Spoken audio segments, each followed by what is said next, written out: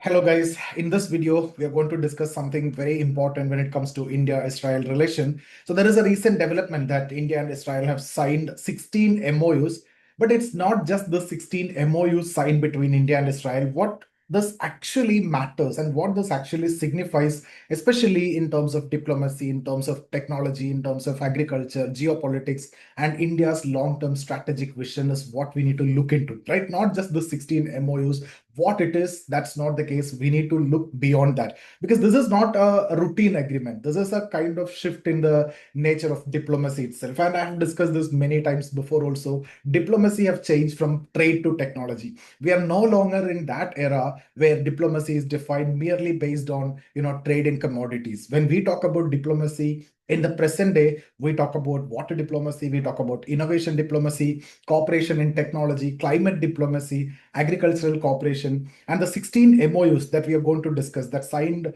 between India and Israel during the visit of Mr. Narendra Modi to Israel. That's something which we can call as technology-led agriculture diplomacy. See, two different nations. If you look at it, India, where agriculture is backbone of the economy and 60% of the population completely depending on economy, but there is an issue of marginal, this unemployment and all those issues are there, right? Disguised unemployment issues there, productivity is less, and all these issues. More people are working in very less amount of land, so that is disguised unemployment. That is actually bringing down the productivity, and all those issues are there. On the other hand, Israel, if you see, the agriculture is geographically difficult, but they are doing it in a much better way because of the advanced technology. And these two countries are coming together for knowledge and innovation based cooperation. So that is why this is very significant. Now, why 16 MOUs have signed now? This happened during the high-level standalone state visit in, that too during the time of global instability, right? Particularly West Asia. We are discussing about Iran-US escalation, Iran-Israel escalation. But despite this geopolitical turbulence, both countries have chosen to expand, their cooperation beyond defense and security, and now moving towards agricultural technology, innovation-led development, institutional research collaboration, and that basically signals the maturity in the bilateral relationship of two countries. Now let's come back to this 16 MOS. Let's break down this clearly. We'll start with the first one, that is agricultural technology. See, I've already told Israel, is globally known for converting desert into productive farmland. So here the key areas include precision irrigation system, right? Especially drip irrigation and advanced fertilization system, climate smart farming tools, right? And then advanced pest control technologies, greenhouse and protected, cultivation system. And if you see for India, what does this mean? It will increase the productivity per hectare, because one of the most important problem that we have is related to productivity. And I've told you, disguised unemployment. Many people are working in the land, so the marginal productivity is actually coming down, and the water use efficiency. So that we also have, the problem of excessive water use, and though the resources are limited, but excess water use, and that lead to other problems also, right? And then it will help you to reduce the fertilizer wastage also, right? Excess use of fertilizer that reduce the productivity, that increase the cost, and at the same time that damages the soil also. So when you go for this precision irrigation system, precision fertilizer setup, right, then the fertilizer wastage can be reduced, just like water wastage can be reduced, and that eventually lead to sustainable farming. That's one thing. Now, you see, the MOUs also include various other cooperations like civilian agricultural drones, and then satellite data sharing, and then digital crop monitoring system. And this is again very important for, understanding or getting that real-time crop health tracking, right? This is how Israel is done, right? And then yield prediction, disaster management, climate adoption, right? So there is something very important here is, right? You can notice that this is not just a, commodity trade. This is actually a knowledge transfer. And earlier, what we have seen between two countries is trade in commodities, trade in crude or trade in commodities. But now there is a significant shift that you can see. There is a knowledge transfer. So that's what I mean by the diplomacy is actually changing. Now, coming to the next one, that is institutional collaboration, like establishment of agricultural research and innovation centers in India, scientist exchange programs, and training of agricultural instructors. And we have seen before also group of agriculture, scientists, and in fact, the farmers are actually taken to Israel to make them understand the type of practices there, right? And also academic research partnerships, and this basically ensured that the cooperation is not just symbolic, not just in terms of letters or words. It's actually structural, and it is long term, and there is a spirit and substance, both are there. Okay, now ultimately the question is why this is important for India, how we are going to get benefit. See, we will, this is a deeper question. India is not entering this partnership casually, right? You cannot alone depend on Israel. We have to balance, on one side Arab nations and the US strategic interest, and Iran, right, and West Asian regional dynamics. So if India is willing to manage this balancing act, then there might be and there must be some strong reasons. So we need to examine that also.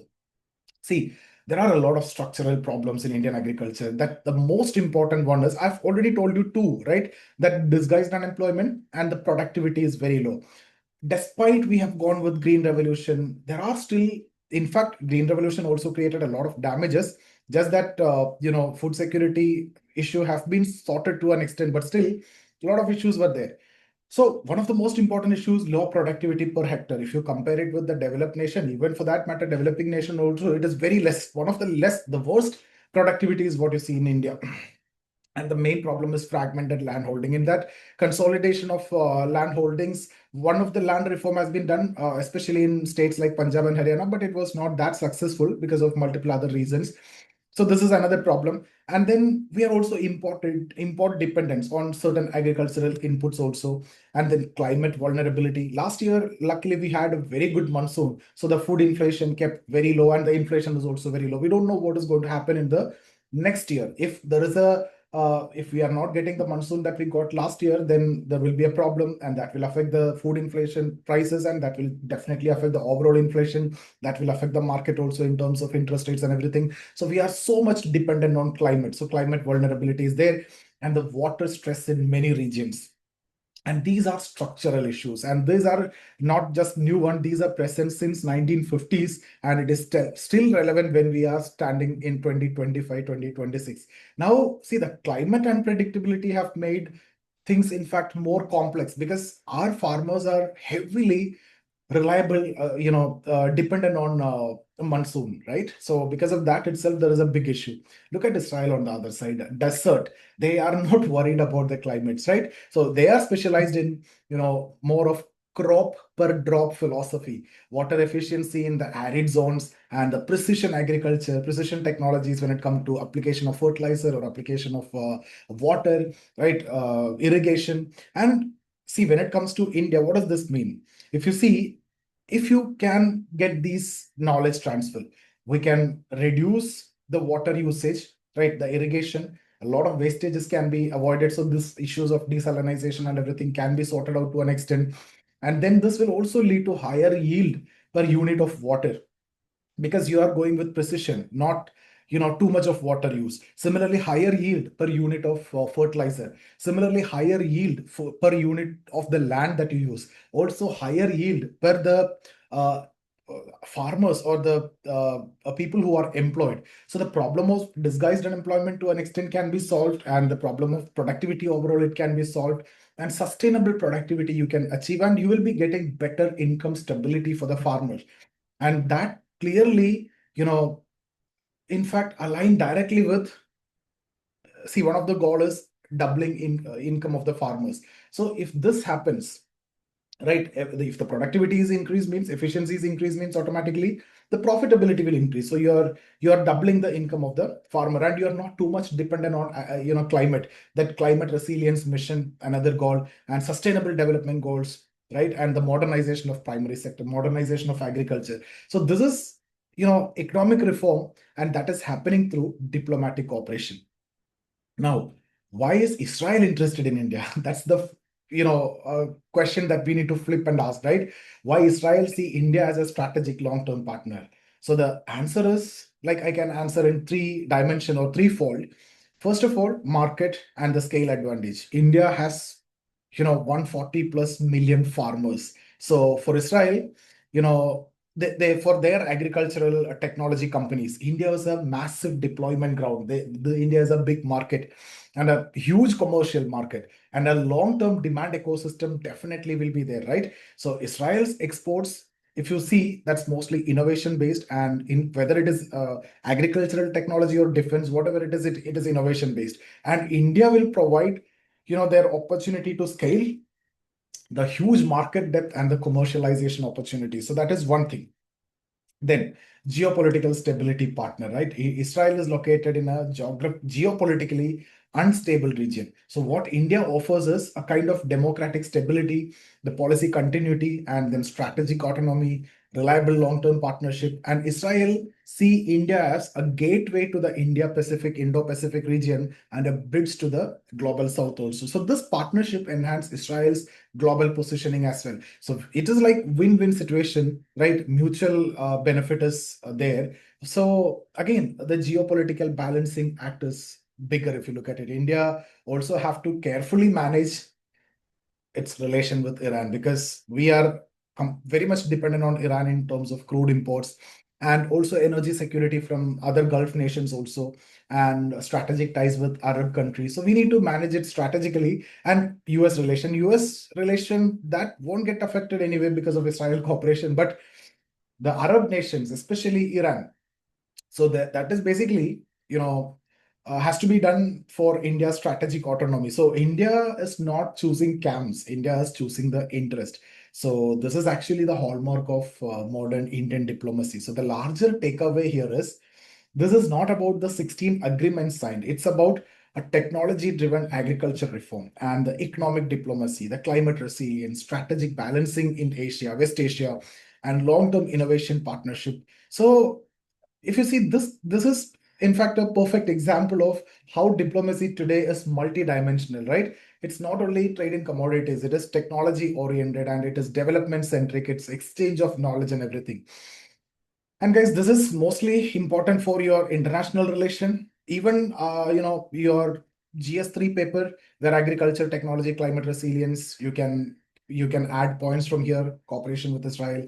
And then essay also, like if they ask innovation-led growth or strategic autonomy or diplomacy in 21st century, why don't you write an essay, this topic, diplomacy on in 21st century, right? And you can frame a case study also based on this development diplomacy, knowledge transfer models, South-South cooperation, agricultural modernization, right?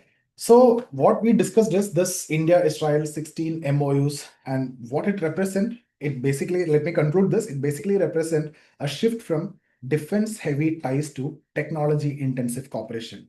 It's a move towards a sustainable agriculture, and it's kind of deepening of strategic trust and a balancing act in complex geopolitics. And this is what your diplomacy 2.0, right? It's not about trade alone, it's not about ideology alone, it's not taking camps of some nations. No, it's about innovation, it's about sustainability, and it's about long-term strategic interest.